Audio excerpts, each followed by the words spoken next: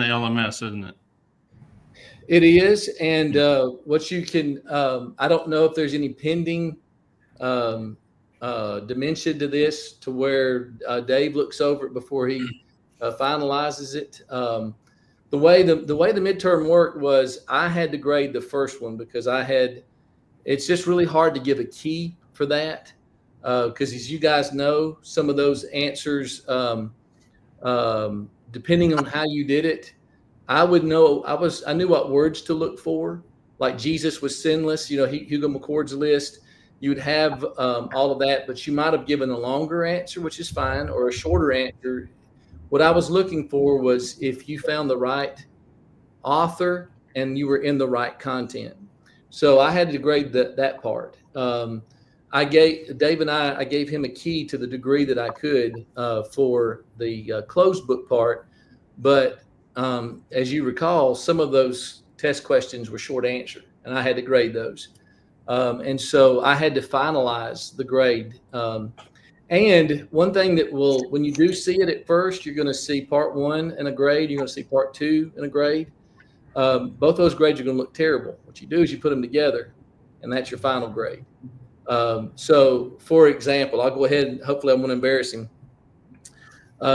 Jake made a 48 on the first one, and he made a 47 or 49 or something like that on the second one. That sounds terrible until you put it together. That's 97, and that's your grade. And so I submitted that to Dave, and so he has your combined grade. But you can do that yourself and add it together.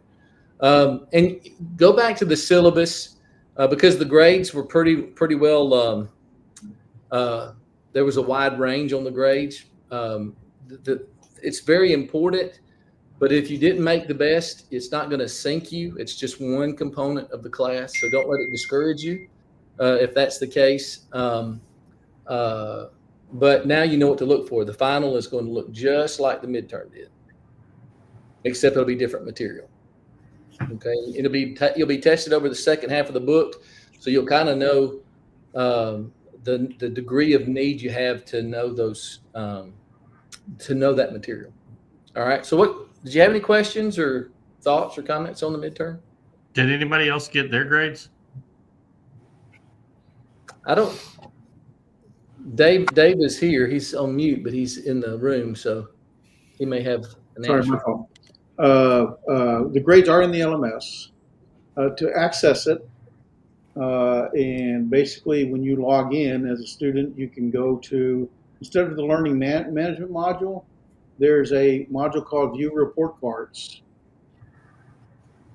If you go to the View Report Cards, you'll see a grade book for whatever class you're in, and like the life and work of a preacher/evangelist. It'll give you a total grade when you first see it, but ignore that because that's sort of cumulative to date. It doesn't include whatever's to come.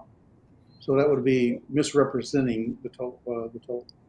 But if you click on that, or you click on where it says life and work of a preacher, there it gives you all the different grades for every assignment. The midterm, as well as each one of the memory verses and the articles. The articles were summed up, I think, as Article 1 through 7. And so you'll see a summary grade for all that, and then you'll see a summary grade later, Articles 8 through 15, I believe. I'm so confused. Is that right, Neil?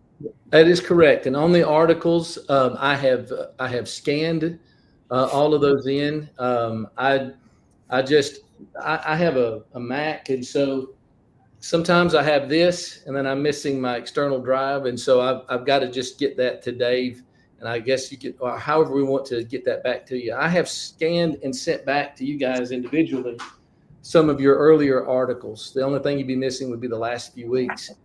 And while we're on that topic, the content is great, but I do want you to pay attention to the grammar, capitalization. I want to see you proofread it, because in local work, if you submit an article that's just run on and it's just grammatically in need of help, that's what this exercise is for. I want to see improvement in that. Content is uniformly very, very good. excellent. But grammar matters. So that's the grade will be a little bit more strict in this quarter because I want to see, because some of it's just a matter of proofreading, and we can all proofread. And so that's where your points will be deducted, is if I'm seeing the same things I've already told you about that I want to see changed. If you need to consult what a comma splice is, or a sentence fragment or run-on sentence is, then maybe you want to spend a little time in Google or something or to look into an MLA handbook or something that will help you with that. Yes, sir. One of our teachers brought this up. It's not an AI thing that fixes anything or like that. But there's a website called the Hemingway Editor that helps you refine your sentences. It doesn't fix it for you. It just tells you, hey, this is a run-on sentence. Hey, this could be fixed right here. I hope that's okay. Like I said, it doesn't fix anything for you. It just tells you, hey, here's some of your problems. Kind of points it out. Kind of like, not like Grammarly in a sense, but it just tells you where your wrong things are. Okay. That you might need to pick up. In response to that, I don't know if you have a language and research class, or if there are rules or what, because when I was in pursuit of my MD of Grammarly was a suggested resource. There is a difference between letting AI write your article. We're in a whole new frontier, and letting it suggest, like even a Pages or a Microsoft Word will have certain features within it that will help you to see if you're in passive versus active, or if it's a sentence fragment, it will make. So AI, I don't know. I'm not familiar with Hemingway, so that's like I said, it's not an AI thing to where like you put in something and ChatGPT writes it. It just kind of, you put in your article that you've already written, and it just tells you if you have run-on sentences or if your wording is not as clean as it should be. Okay. Kind of helps with getting it down to 300 words. Just to add, from the school's perspective, if you're not using Grammarly, and I'm not familiar with Hemingway, something that is going to help clean up, then that's probably a mistake. You should be using something that's going to help you. And what that should do is help you learn. You should be able to learn from, okay, I see why it's made that change. We do have a class on writing and grammar. It's a remedial class. It's not a required class for those who have real difficult issues. But we have no problem with using like a Grammarly or anything of that nature that helps you with your grammar. I use AI mostly like a concordance as research. Tell me all the passages that has this. Tell me all the passages that have this. Those kind of things. Don't use it to write. I use it to give me ideas. Topical ideas about a sermon series or something like that. And there's no problem with that. But you cannot, obviously, it would be unethical to use AI to write for you. If you want to use something to help clean up your writing, that is one thing. But AI can, kind of, you got to be careful with AI. Not only can you be, unethical or fraudulent with it, but it can be wrong. So it's wrong lots of times. So, but it's good to give you ideas. It's good to do research with, give you information, and that there's value to that. As far as the school is concerned, we don't have any problem using Grammarly. I use it all the time, simply because I forget to put a comma here or whatever, kind of like that, and it just makes perfect sense to do that. You should do that. So, well, and I think that the function of a grammar aid like Grammarly is it mirrors what local work is like and what you encounter in your local work. It would be wrong for you to be unethical and let ChatGPT write your article in local work, and so it would be in the class. But Grammarly would serve you in this class and also better prepare you for what your local work is, which, especially with the class I'm teaching, is ideal. This is a real world lab we're in here. You're doing some on the job training, even as you guys are already in ministry. So that's good for clarity. That we've still got half of the class left. So I want you to leverage some kind of program like that will help you to improve the grammar side of this. And again, the content's been great. That's never been the issue from week one. So I'm going to get off, but any questions about accessing the grades before I leave? It is in the LMS. You can, instead of going to your learning, you go to the grade book, and you can find your grades there. Yeah, you just go to view profile, and it goes straight to report card. Okay. Good deal. Thanks, Dave. Just like in high school. I don't understand how to read it, though. It's in 2 parts, right? Is that correct? What's The The midterm? grade. Yeah, well, Yeah, so I went to one, and I was. Well, no, hold on a minute, Michael. Where you took the test, it's in 2 parts, but the only grade that's inputted into the grading system is the summation of both. I didn't. Yeah. Okay. We won't spend more time. We'll talk about it afterwards. But the grade that's submitted is going to be the summation of part 1 and part 2. All right. Okay. I can't find that number, and if I did find that number, then Well, Samuel or some others can help you later on, or I'll help you later on. Okay. It's in there. Okay. All right. So I'll go ahead. After class, just call me, Mike. I'll Okay. work you through it. It's all good. Okay. So any questions about content? All I was going to ask the silly question was, how many points did you take off? Because I put Duke down as a SEC team. Well, let me just say, A lot. if you're going to miss something, I'd rather you be missing that than some of the content in the class. You weren't alone in combining the ACC and the SEC, but I'm a sports enthusiast, so I love SEC football, and I was talking to Taylor, and I was like, it just came into my mind. I was like, I put Duke down. Well, I only softcore judged you. It wasn't too hard to do. So, and the you notice the extra credit was all current events. It was just to be like the sons of Issachar and be men who know the times as well. And I think that helps us to be. We want to be plugged into our members. We want to be plugged into our culture. All of that can be done to extreme, and it's wrong to be extreme in those ways. But it's good to kind of just so when we get to the final, you can expect the extra credit to be something along those lines. All right. Okay. We are in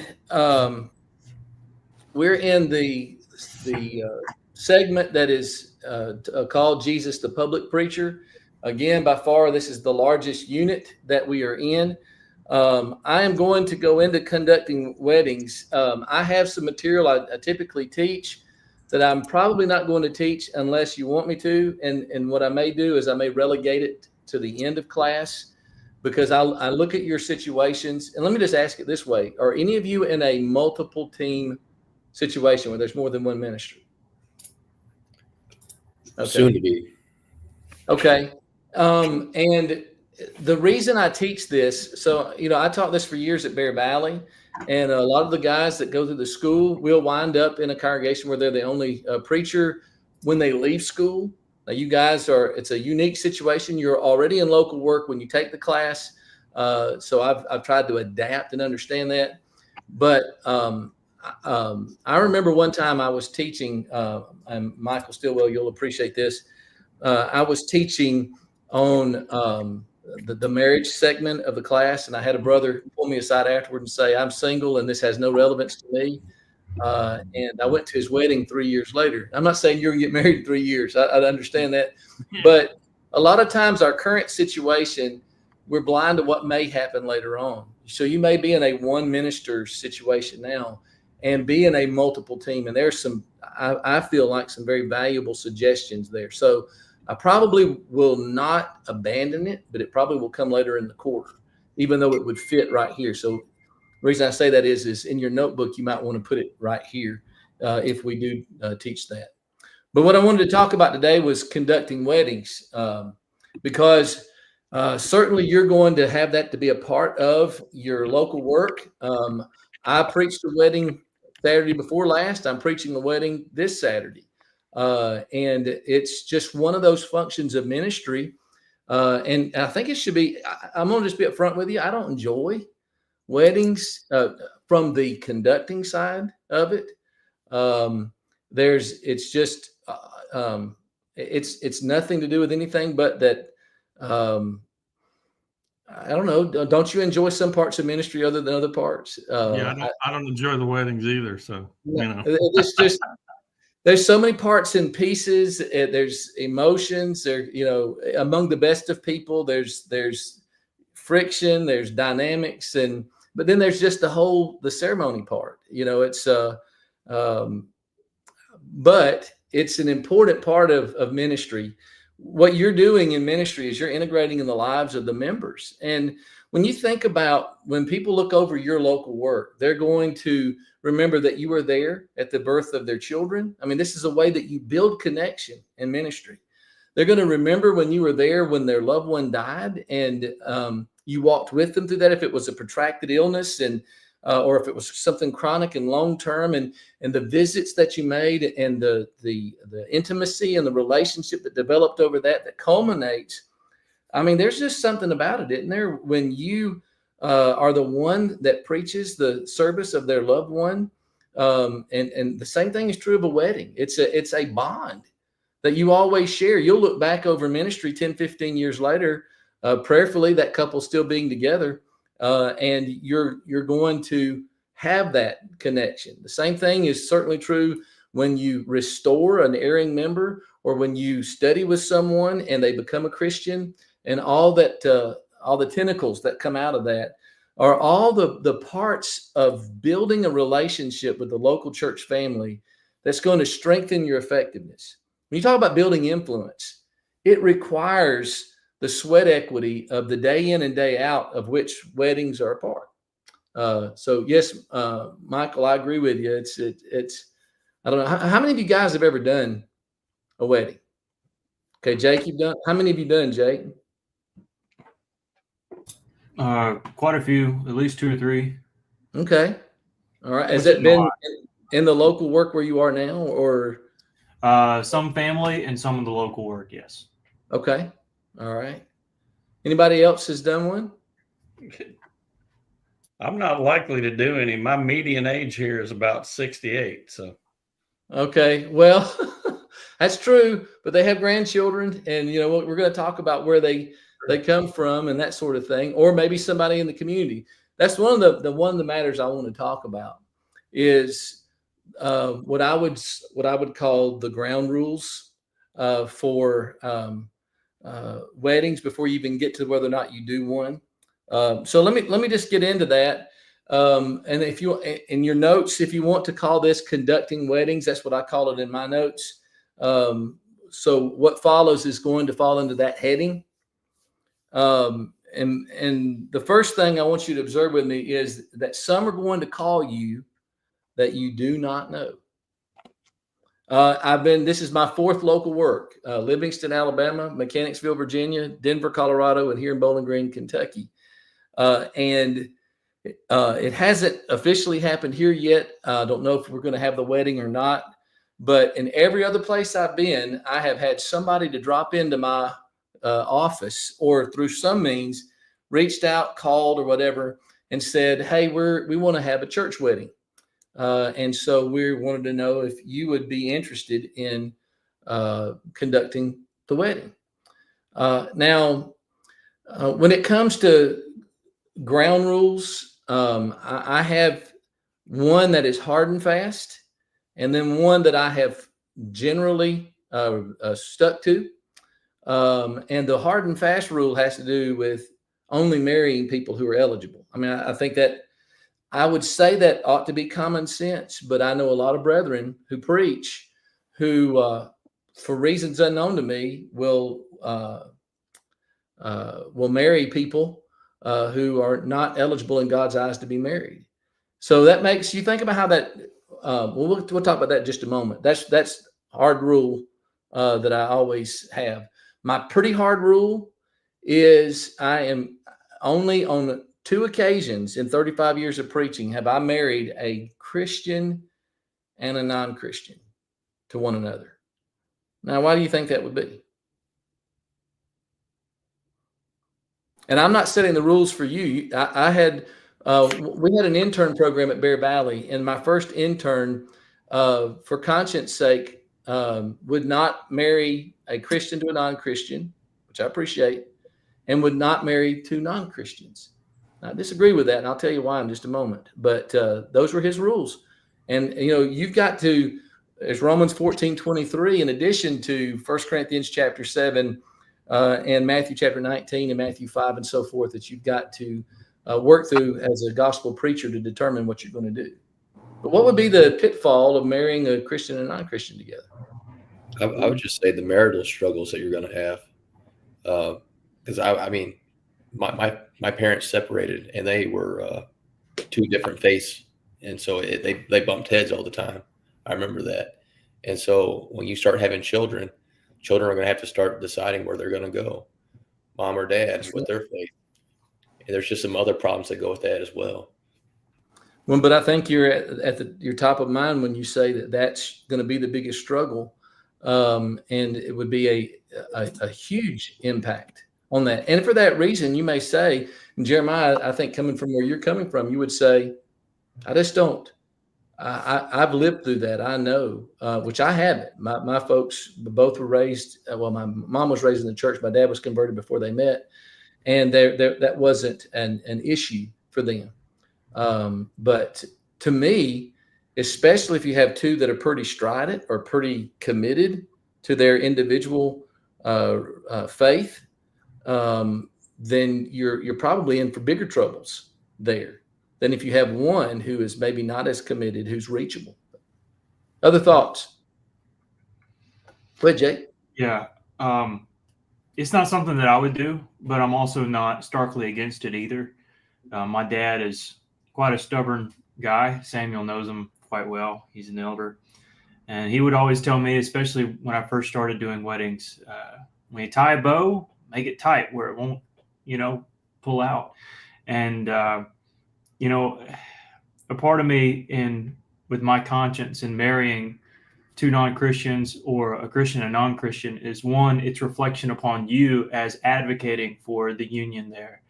But also, how much does the non-Christian understand the true biblical reality of what marriage really is in God's eyes? And that has led me to decide not to, at least a personal decision. That's apt to change, but as of the moment, I don't feel comfortable doing it.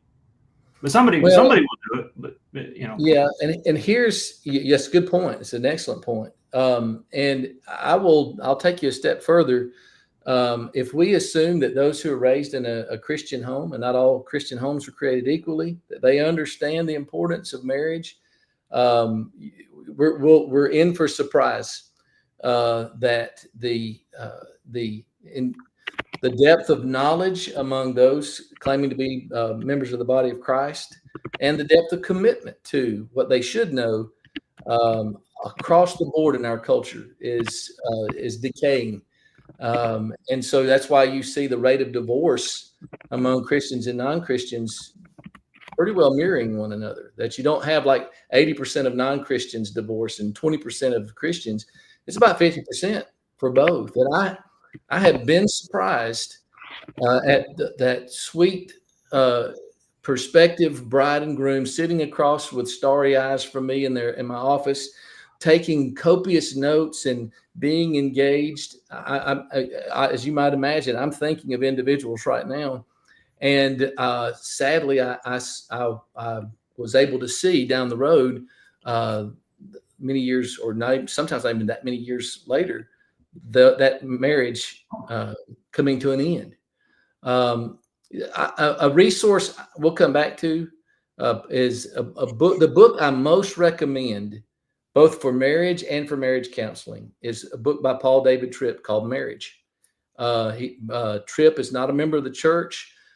He doesn't deal doctrinally. I'd say 99% of the time you're not going to have anything to spit out I think he's a Calvinist, so there's probably some subtleties that you would pick up on as a preacher, but somebody else reading it wouldn't. But as a resource for you as a preacher, and if you're married, it's a great resource for you and your wife. Is this book, and he talks about that. Two fallen individuals in a fallen world who are broken, who are trying to make themselves the king or queen in their kingdom of one, and get their spouse to do the same thing. But yeah, you're right though, Jake. There is the case that is often the way it is. Yes, Sam. I just wondered if you could say his name again. Paul David Tripp, Tripp. And the book is Marriage. It went by another name in an earlier edition, but that's the latest edition. And it's excellent to the core. I'm happy to explain my philosophy on why certainly I'm more willing to marry two non-Christians. And Jake kind of hit on it at the end. They are going to go somewhere. And if they're both non-Christians, they are no matter if they have a 65-year marriage that's solid, if that doesn't change, they're going to have a great marriage and they're going to bless society, but they're still lost. And I have used that as an evangelistic tool, always assuming that my first rule is met, because that's the Lord's rule. You've got to be marriageable in God's eyes. Then I see it as a door of opportunity, and it has proven to be such. We baptized several folks that were not Christians. Now, what we have done is we've created a 1 Peter 3 situation on more than one occasion where we converted. Typically, it's been the wife and not the husband. And now you've got that situation, but we've also had it where we've converted the wife and then the husband later was converted. But if they're eligible to be married in God's eyes, I have the same problem I think that Jeremiah mentioned, that to me, it's a greater risk when you have somebody who is a believer in Christ and you're enabling them to go into a situation to where the statistical odds are that they're going to be pulled away from the faith, or at least weakened in faith. And so I'm very averse to do that. And so in two very specific situations, I evaluated the couple. I did the premarital counseling, and we'll talk about that, and prayerfully made the decision to go ahead and marry them. Thankfully, and I know it wouldn't necessarily work out this way, both of those decisions were validated. Both of those men obeyed the gospel. It allowed me to keep an open door and to maintain a relationship with them. One took years, by the way, and the other was pretty quick. And you know, if you've ever been in a situation where somebody started dating a Christian and they weren't a Christian, and they are baptized between the time that you know them and they get married, you always have that doubt in your mind as a preacher. Did they do this because they are committed to the Lord, or they want this marriage? So it's another reason why I don't enjoy doing weddings, is because that there are a lot. You are a party to the joining of two people, the second most important decision they'll ever make, and the consequences of that are abiding. So I think that's going to always weigh on us as a preacher. And I do recommend that you prayerfully make some ground rules, and to be able to share that, because when somebody comes to you, you want to be able to give them a good, solid answer for why you are or aren't, and what's involved, or how you would approach that. All right. Thoughts? All right. So again, number one, some are going to call you that you don't know. They may be looking for a building or a preacher, and this has happened to me before, that somebody in their family is a member of the church and they were recommended to use the Church of Christ. So it may not be their desire, but somebody who's trying to influence them positively. And so again, to me, it seems acceptable to marry them if they are eligible in the Lord's eyes. But be cautious.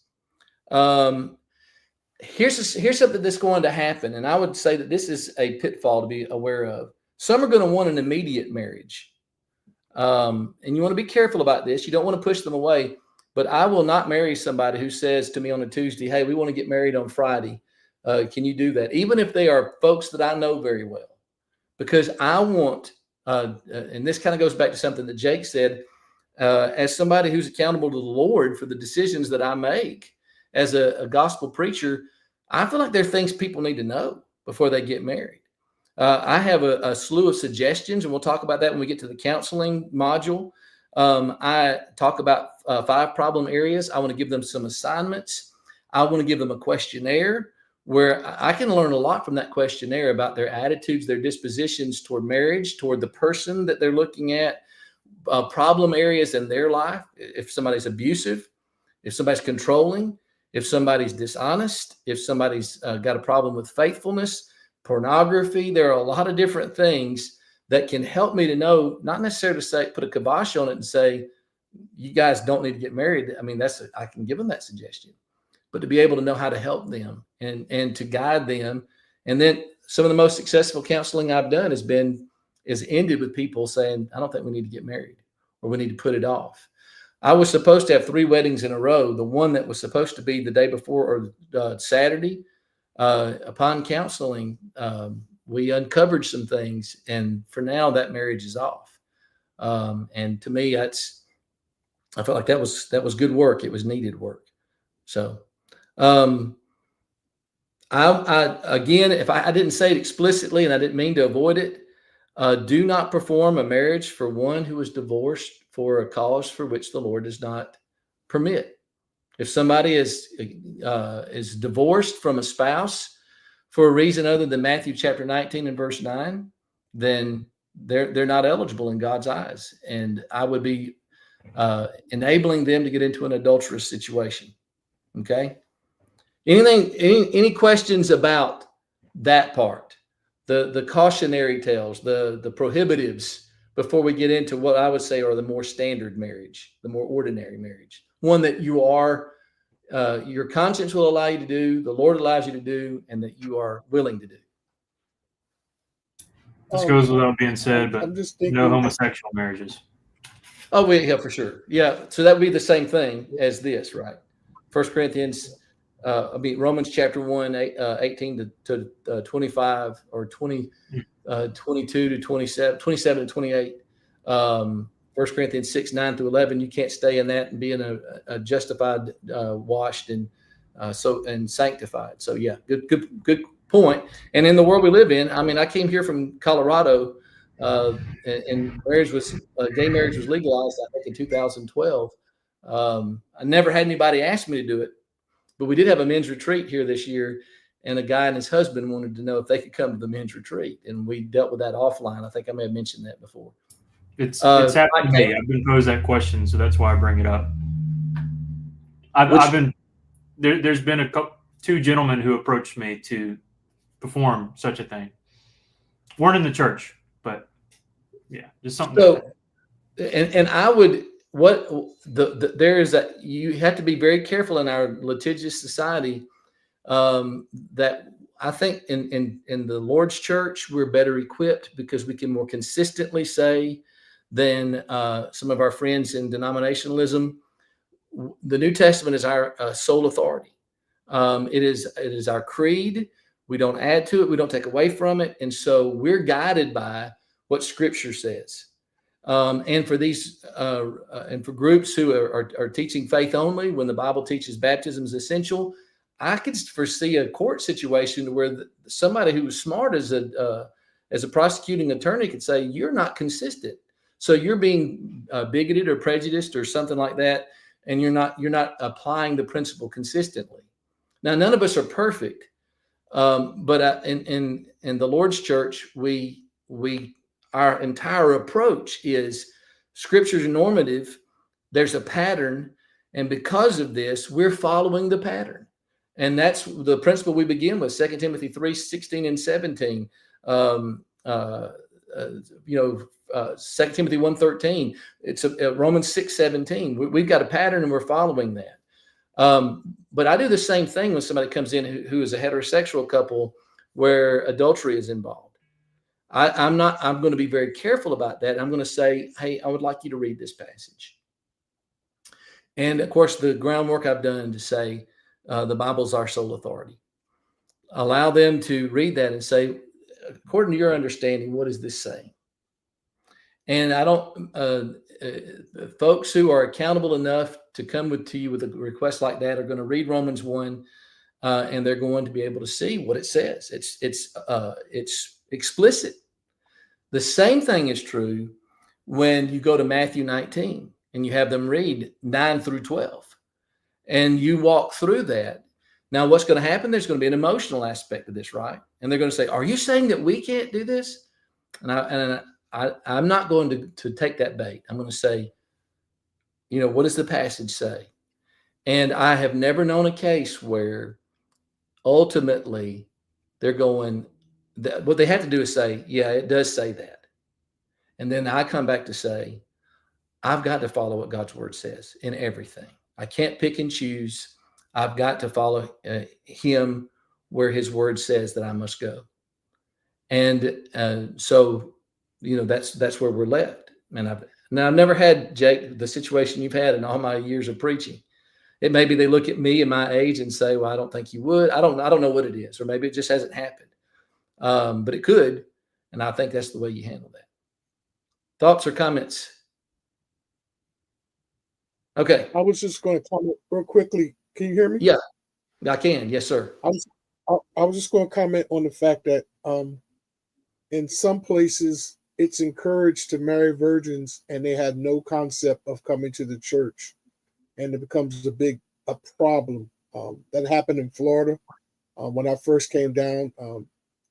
Men were married. The parents were encouraged for their daughters to marry these men that were not into the church. And if once they got baptized, and they said, okay, they can get married. And it caused a lot of confusion in the area of the DeLand, Deltona, and all that area. So it's a problem. And sometimes you have to be careful not to let things that has happened into the past to change your mindset of what God's word has said.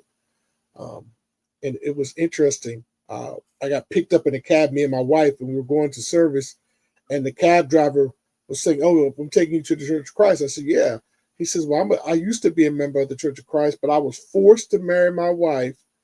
I had to get baptized to marry my wife, and then later we got a divorce, and he's a part of the Baptist church." And so I just think that for me personally, I'm very careful when it comes to marriage and the concepts of what people have taught, because of some of the experiences that I've seen and how it's hurt people. Well, it's not uncommon for people to make the decision, and you may not know in the moment. Someone can feign sincerity or may believe themselves sincere in that moment, and they get baptized to satisfy their potential mates or their in-laws' desires, but they've just gotten wet. They've not been converted, and that's really hard for us because we don't know a heart. I mean, there have been multiple situations where I've seen individuals who did get baptized, because what we'll do sometimes in the course of the counseling, if they're not a Christian, with both of them, just say, I want us. One of the problem areas, and this we'll talk about this more, is religion, and the principle is not talking about weddings at all. It's talking about Israel and foreign gods versus God. But Amos 3:3, how can two walk together except they be agreed? And the basis of the agreement is what God's will is, and it has resulted in folks obeying the gospel, and it seems to have been sincere because they continue to be faithful. But a lot of times, it's just to make people happy, and it creates problems. It's not the glue that they need in that marriage. Yep, good thoughts. Any others? All right, so let's talk about the more ordinary standard weddings. So this is the practical side of what's going to take place. When somebody comes to you and asks you to marry them and you decide that you are going to do so, the first thing we'll do is have a meeting where you touch base. What I do with this is it's a very short meeting. We discuss the date, make sure that that's good for all parties, the place, the time, the size, just practical matters. Encourage a rehearsal, get the details about that, and then set up the premarital counseling. Now, You can do what you want to do. That's what I do. If I know them better, it's a shorter meeting. If not, it's just a way for us to get to know each other. And then I begin the premarital counseling after that. We'll talk more about counseling later, but I typically have 5 to 7 sessions. The first session is a premarital questionnaire. I have adapted. I've used more than one. There are places to get those. And I have more than one, depending on as I assess the couple. I may go more in depth if I feel like there's a need there or if there's a concern I have. But the other one is in depth enough that it's going to challenge. And it's really just to give me some clues into how do they treat one another? How do they see each other? How serious and committed are they to the relationship? And that questionnaire takes long enough, and it's short answer, every one of them. That's all I do in that session. And then the next session, I sit down with each of them individually, and I go through that question. I've gone through the questionnaire between the sessions to see if there are any problem areas. And if I have any concerns, I'm going to be very frank with them. And then if it's a big concern, I'm going to talk about it with the couple. Okay. With regard to the rehearsal, find out what the custom of the community is. I have found with weddings and funerals that customs are going to vary from place to place a little bit, but most people who want to get married do rehearsals, and a rehearsal I think is a good idea. A dry run. And just remind yourself that people, especially if they're younger, can be silly in those times. Don't judge them too harshly. It's a tense time. There are conflicting ideas within the wedding party. We talked about the dynamics of mothers and mothers-in-laws and so forth. And so the rehearsals, you're going to see some of that, but don't let that worry you too much. Make sure they have the songs in order, and then talk about the people that make up the party. And you want to know procedurally. I'm just walking through some of this because they're going to ask you, and you want to at least have talked about it. And I mean, you maybe remember this from your own wedding. But typically the way that they do things, although this is changing, is the preacher is typically the first one out in the ceremony. And then the groom either is with him or walks right behind him. He kind of leads them out. It's kind of like we'll talk about funerals, how you're supposed to walk the casket to the hearse. It's kind of like cutting the end off the roast. There are certain traditions people want to honor. They don't really make a lot of sense. Or they're rooted in something that no longer is relevant. But if they want that, it's no big deal. The best man will often be in that little small party where they come out, the three of them, and then they stand wherever the place is where they're going to stand. And then the attendants come in. And by the way, I'm giving you a procedure. You might see this again on the final. The wedding march begins, or whatever the wedding song is. And then the ring bearer, the flower girl, the bridesmaids, and the maid of honor come out. And typically the bride is on the arm of her father or the father figure. And he will present the bride. Typically, it's not always. The last wedding I did, they did not do a giving away of the bride. It took me a little bit to figure out why that was. The daughter was very emotional, and she was afraid that if he was asked who gives this woman in marriage, and he said her mother and I, that she was fearful that she was just going to fall apart, very close to her dad. So he just left her with me, and then he went and sat with his wife. I'm telling you all of this is because they may ask you to instruct them, to tell them what to do. And if you don't have a wedding coordinator, which I think is a great idea, then some of that, there are going to be times when you're the wedding coordinator, not just the preacher. Yes, sir. It's interesting that I was just sitting here thinking that more often than not, probably 9 times out of 10 nowadays, we're not really an official. We are part of the process.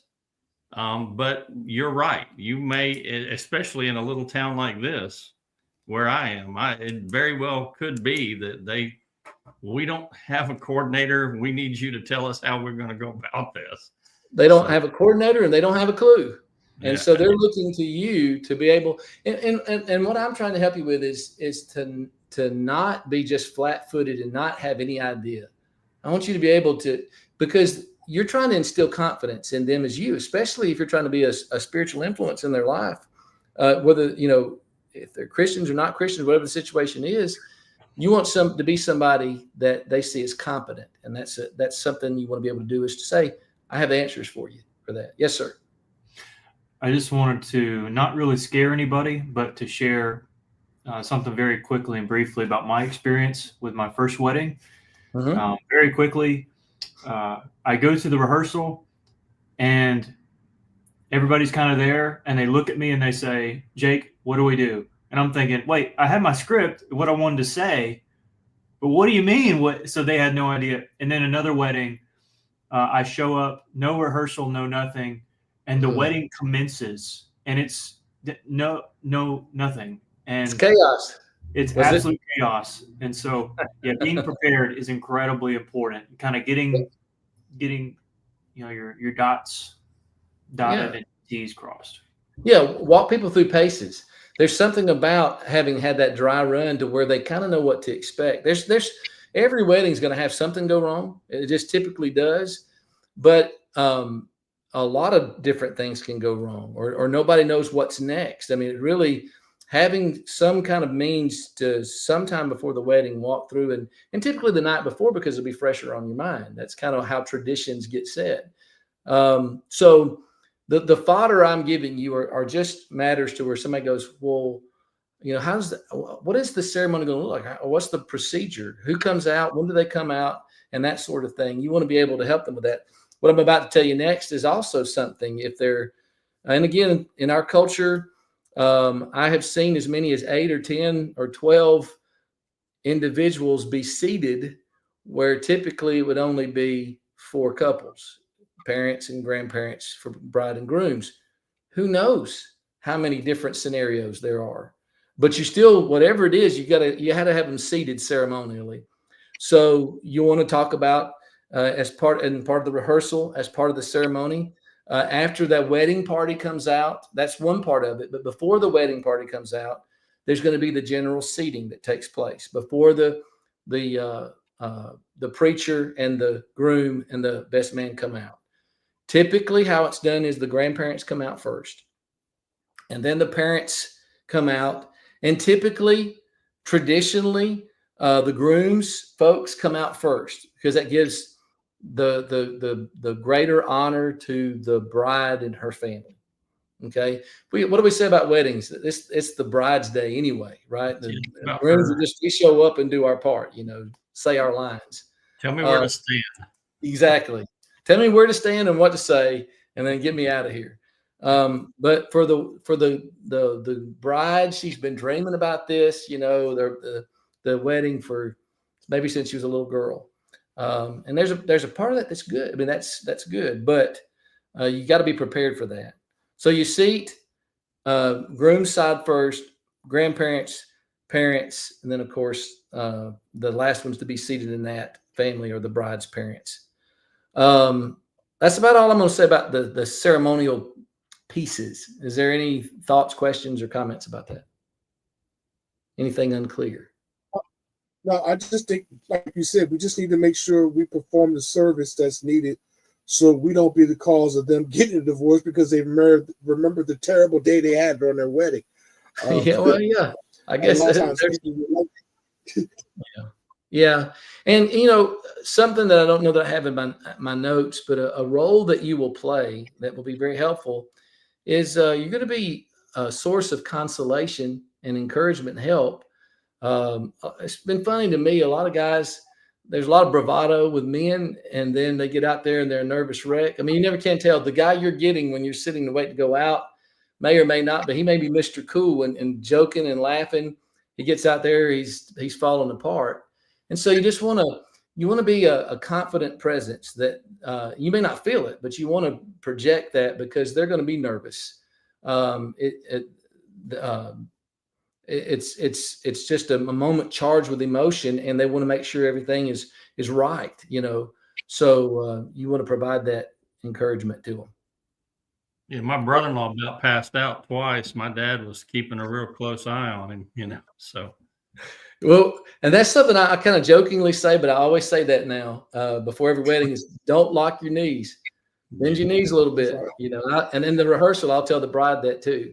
And I'll say it kind of out loud so that the groomsmen and the bridesmaids will kind of get that cue as well. Cause that's just easy to avoid. It's funny that you said that because that really, I mean, you are that confident presence, and that's what Dad was. He kept looking at him, and he'd smile, and he'd nod, and he'd wink, and he'd be like, it's okay. I'm going to need you to breathe, man. Yep. Yeah, and again, that's really a part of that. Just being able to be prepared in those moments makes a big difference. In most cases, it's going to be a part of the glue that helps to build that relationship. So it doesn't take very much to be prepared for it. All right, a principle I feel firmly about. It's a matter of judgment. I'm going to say it, and then I'm going to give the exception. My point is always accept pay. Would I make an exception to that? If somebody's extremely impoverished and they're having a hard time making ends meet, well, that's a common sense. But within reason, why would you think it'd be a good principle to accept pay?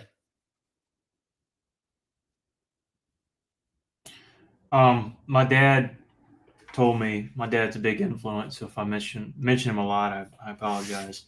No, it's good. He would always say, receive every gift that you get because it's a blessing not only to you, but to the person who gave it. And to reject such a gift is to reject any kind of honor that they were trying to bestow upon you. And so it's a form of disrespect to reject it. And so I will accept it, but I'll accept it in humility, not, I accept, but, I deserve this, but right. In great humility. Yeah. Yeah. I love that point. I think that's very, you're blessing them and not just yourself. It's not going to ever be a lot of money, guys. I mean, I think you probably understand that, but you're encouraging them to see this, they're spending a lot of money on this wedding. They've asked Christ, and they've asked God's word, and they've asked a spiritual dimension to this. And so you want them to show some investment in that. Now, what do you do with that money? Again, it's unbudgeted. If you're married, I strongly recommend that you maybe surprise your wife and put it in a card and say, hey, because if you're like most of us preachers, you don't have a limitless supply of funds. And so she may not always get the opportunity to spend money on just buying a dress or an outfit or something like that. And you can give her that. You're not taking it out of your regular budget. I have done this to where I held on to it, and I have given it on the 10th anniversary, or at least in my mind, the equivalent. I make note of how much it is. And after their 10th anniversary, I send them a card saying, happy 10th anniversary. You gave me this when we got married, and I just wanted to celebrate with you that you're doing great. Encourage them, write a little note, and send that back. I don't think you have to, but it can be something. You know the couple, you know the situation. Maybe they have a circumstance in life where that would be very welcomed in that moment. So I do think that you do take it. Yep. All right. Yep. Go ahead, Sam. What? That'd be the same for funerals too? Oh, go ahead. No, I was just asking, wouldn't that be the same principle for funerals too? Absolutely.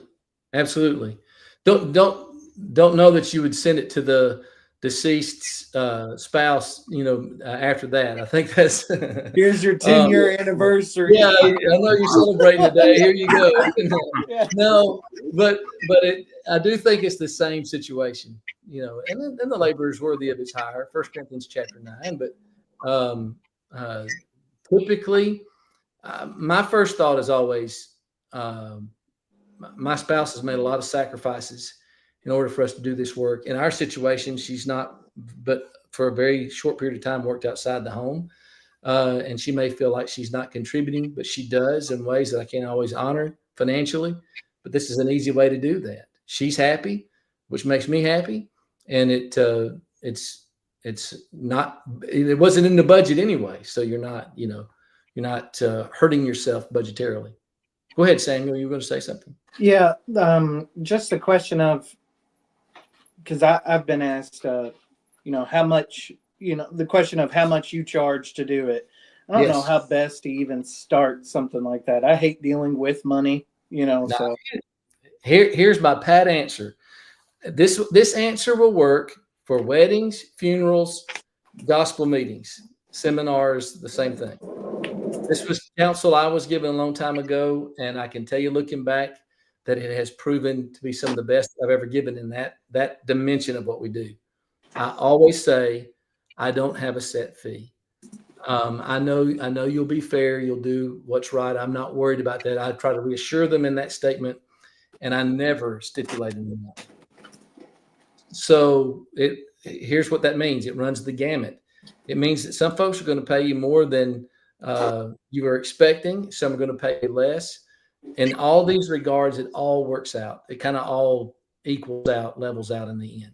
It's really not something that, again, you're not counting on this to make your living. It's an extra. And to me, you leave that in their judgment. What they're going to do is they're probably going to Google it. They're going to ask some people, and you'll get I don't know. It changes through the years, but not a lot.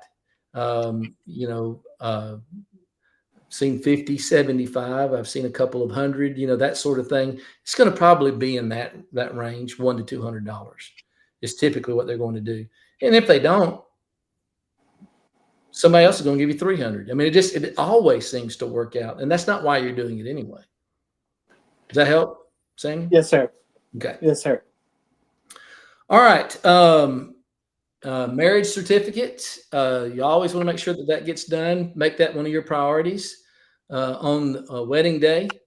I typically don't do the certificate until after the ceremony because it's a legal and binding document, and I want to make sure that they have actually tied that knot. In most states, the preacher is the only official signature. You do have that there is a place for the bride and groom, but as far as what the county clerk is looking for, they're looking for the officiant's signature. But I never perform a wedding until the license is in hand. So I will ask on the rehearsal or before, hey, you guys got your license? And I don't want to go performing a ceremony where there's not a legal document for that. Okay. Questions, thoughts? Yes, sir. Also, there are different laws in different states. Yes. Concerning a lot of ministers in the Church of Christ are not ordained, quote unquote, in a sense. So something to look at, state laws for what would be considered an official ministerial position for conducting a wedding. It's kind of important. So to your point, and Jeremiah, I don't know if you've done a wedding in Virginia or not. And I don't know if the law has changed. I moved to the Richmond area in 94. And the first wedding I was going to do was early in 95. I had to go to before the judge, and I had to have an official document. I had to have a letter from the elders signifying that I was their preacher because we don't have an ordination process. And I had to be, I don't know if he used the word ordained, but I had to be officially recognized as a preacher by that judge. And I still have the document somewhere because in Colorado and Kentucky, I haven't needed it. In most states, it's a lot more informal. And I think that's because we've gone more secular as a culture. It used to be, was it like ship's captain, I don't know what all the occupations were, but you had to have some kind of official job. But a lot of guys have no religious connection at all, and they're able to perform civil ceremonies, or even what they would call religious ceremonies, as they would preach it like we would. Good point. Excellent point. And I'd be interested to know what the laws are. I don't know. I know in Kentucky you have to be ordained, because I was ordained in Kentucky, but Alabama doesn't require it. So, Okay. I'd be willing to bet Georgia doesn't either. Yeah. So let me ask you just real quick, Samuel, how did you find out that was a need in Kentucky? I didn't do a wedding. I married a couple. They didn't want a wedding. They didn't want any kind of ceremonies or anything like that. And I was young. I was like 19. And so I had to go get ordained. I was the youth minister, and I talked to the preacher at the congregation I was working with. And so me and him, he brought me up there, and I got, I had to sign a book, a really old book, and I was ordained then. And so I married, a couple of my friends. But like I said, I had a wedding. I've been here 6 years, and it's no longer a state requirement. Oh, really? Yeah. Yeah. That's interesting. Well, I'm not kidding. This book, it was almost one of those where they had to blow the dust off of it. Oh, wow. Well, and the thing is, I don't want to make it easier for me to do a wedding, but it's pretty much easy anymore, I think. Now, let me give you an outline real quick. And somewhere, guys, in the material, I just got to find it. Samuel and I were talking about this. There are 6 additional handouts that I have given you guys of additional resource material. Have any of you all accessed that already? What's the handouts I looked about? on the LMS, but I haven't been able to find it. The handouts, Mike. What are they talking about? So there's a lot of different things. There's like preacher experts and why they preach. There's some stuff on counseling, visitation. There's different. Yeah, I have the all only that. one. I'm looking at like your suggestions for the preacher, the 4 loves needed in marital relationships, the wedding, the counseling, the suggestions during weddings. Okay. With the weddings, did you see sermon outlines? Yes, I think I see sermon outlines. Because the only ones on the LMS, I guess just the handouts are like preaching experts, interviewing, visions, visitations, and why I love preaching. So dig through those and see further down the document if there's not. Yes, sir. Okay. But I'm fixing to give you one right now. And I can give you some more. What I don't want to see, because your assignment is to give me I'm trying to remember how we have it in the syllabus. Is it a wedding ceremony for a Christian and a non-Christian? No, I don't think it is. Or is it? You have the funeral service was for a Christian and a non-Christian. Okay, there's just one wedding. Is that right? Okay, yeah, as far as I remember. Yeah. So I don't want. Yeah, the what? I don't want to see my material. Okay. I'm sorry. You did a wedding. I'm looking at a wedding ceremony for Barry McDaniel and Melissa Coswell.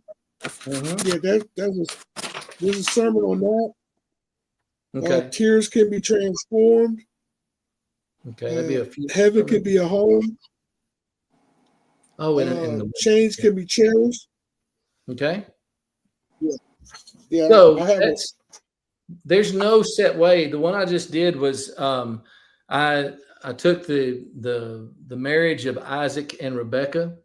What I'm doing this weekend is comes out of Ruth 1:1-4. I try to write as many different ones, but guys, don't feel ashamed. I've also used the same wedding ceremony multiple times. I don't think you have to reinvent the wheel, and there's only really so many ways to do that. Let me give you an outline, and then we'll talk about a template. And I don't know if we're going to get that far today, but let me go ahead and give you the outline for sure. I just call this a wedding sermon.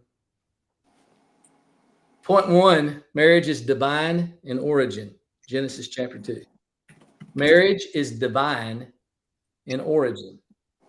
And in developing that, just take them back to the Garden of Eden and walk through that. Number 2, marriage is purposeful and design.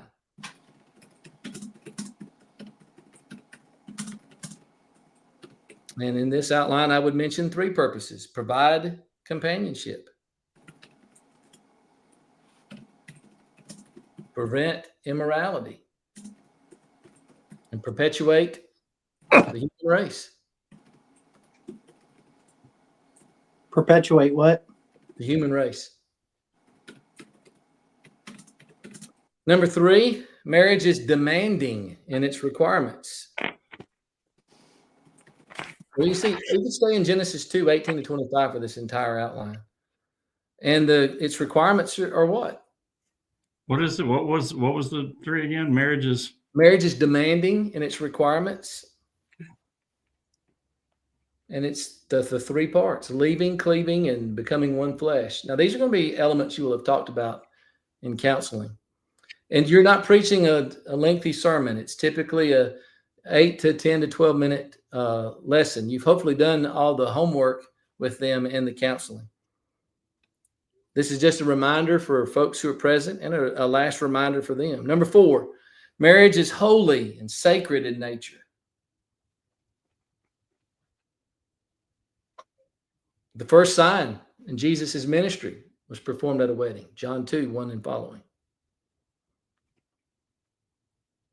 Hebrews 13, 4 and 5. Marriage is honorable in all, and the marriage bed undefiled.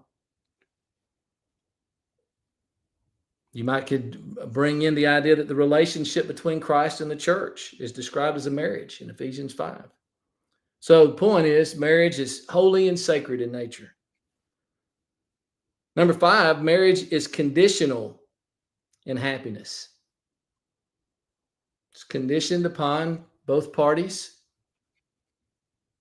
subscribing to the principle of love. When we get to the counseling part, that's one of the things that I do is I walk them through the love material in 1 Corinthians 13, 4 and following. So if you adapt that, that's something that they will have already heard from you in counseling. And then number 6, and finally, marriage is lifelong in duration. And you're leaving them with that. This, somewhere in that ceremony, I'm reminding them that they're taking these vows before God and witnesses, a promise that culminates with the vows until death parts us. Okay. Let me give you in one place, kind of methodically here, what I call a wedding template. This is the skeleton, the backbone for the entire wedding ceremony. Okay, that is your part. All right, so number 1 is the introduction, the processional. That's all that stuff I just told you about. All the grandparents, the parents being seated, the preacher, the groom, and the best man coming in, and then the rest of the processional coming in. So that's number 1, introduction, processional. Number 2, typically, is the giving of the bride. 3rd are what I call preliminaries in prayer. Maybe 30 to 45 seconds of what you would some variation of "we're gathered here today." That speech, and then a prayer. All right, that would be followed, number 4, by the sermon. So an example of that's what I just gave you, that 6-point sermon I just gave you. That would be the sermon part, the biblical teaching part of the ceremony. Number 5, the exchange of vows. That's the do you part. Number 6, typically, this is not hard and fast. They might want it somewhere else in the ceremony, but if there is some kind of special expression they want to give. So I've seen a unity candle, some expression to the mothers, some kind of song, sometimes some kind of scripture reading, the pouring sand in the jar. I mean, there's the ropes. I mean, there's all kind of different symbolic activities they might want to engage in. That's typically done toward the end of that. I like it to be outside of the purview of the sermon part. I like to just preach that beginning to end, if possible. I express that preference. Most everybody will fall in line with that. One thing that if I didn't make note of this, 1, 2, 3, 4, in the vows, more and more, it's changed since I started preaching weddings. It's not always the case. This last one, they didn't have their own vows. They actually wrote vows that they exchanged with each other before the wedding earlier that day. But a lot of times the bride and groom want to have their own vows read. You may have done that if you're married. But I would allow that to be, again, like it outside of the sermon. And when we get to that kind of the pronouncement part that we're in right now, just makes it easier on you, easier on them. Okay. Next, the prayer and pronouncement. And then finally, the kiss and the recessional.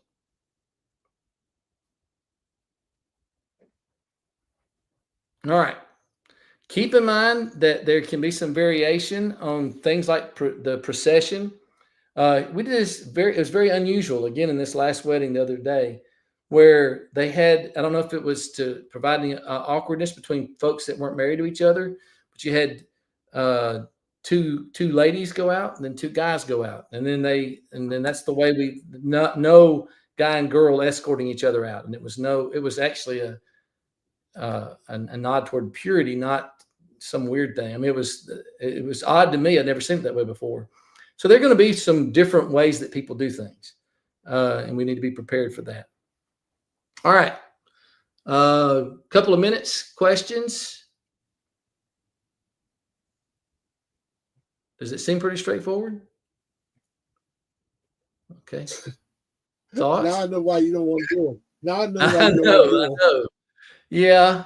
And add to that just I mean, I always tell myself, I don't know that I believe it or not, I'm the least important one there. I'm the most invisible, everybody's looking at the bride, everybody's looking at the groom and all of that. I will say this, I'm less and less inclined to want to go to receptions. And it's just, I don't know that our presence isn't needed there necessarily. I approach the rehearsal differently. I go and Kathy goes typically if invited. That's a good time of, you have folks' attention more, but I just feel kind of like a fifth wheel. And depending on the situation, you might run into some circumstances that you don't want to be around. There's a wide gamut of what might take place. But even if that's not the primary reason, I don't. It's a personal. Nobody's going to think that you're antisocial if you politely decline to go to the reception, in my opinion. For what it's worth, that and a nickel might get you a cup of coffee. Yeah. All right. Have you ever had the opportunity to wed someone who was younger, like I'm saying like 18, 19?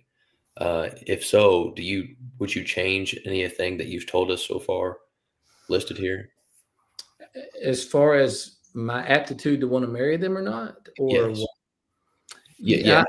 I would make the premarital counseling more stringent. But I'm going to tell you just real quick. I know we're running out of time. Some of my most difficult premarital counseling has been with older people who are eligible to be married, who had either never been married before or had been married before but scripturally divorced and remarried, because unfortunately they feel like maybe they're more seasoned, qualified, and they're not going to listen as well. It's not always the case that an 18 or 19-year-old is going to be listening, but I felt traditionally I've had their attention better than folks who are older, because if you think you know something, it's hard for anybody to tell you something. But yeah, I don't know that I've ever married. I'm trying to think of the youngest I've ever married somebody. They're probably 19 or 20, but in a situation where I had greater confidence in them. The thing is, guys, we never know how it's going to turn out. There are some factors we can look at that makes a union look better than others, more optimistic. But you're going to be surprised both positively and negatively looking back on folks you've married. Folks who way outlasted your anticipation and folks who sorely disappointed you for one reason or another, and that marriage didn't last. Yes, sir. Mike, you'll have the last comment. I will. I'll try to make it quick. One thing that my father has done is one of the questions when they first meet sets up how premarital counseling is going to go for him. And he gets an idea. And his question is, why are you getting married?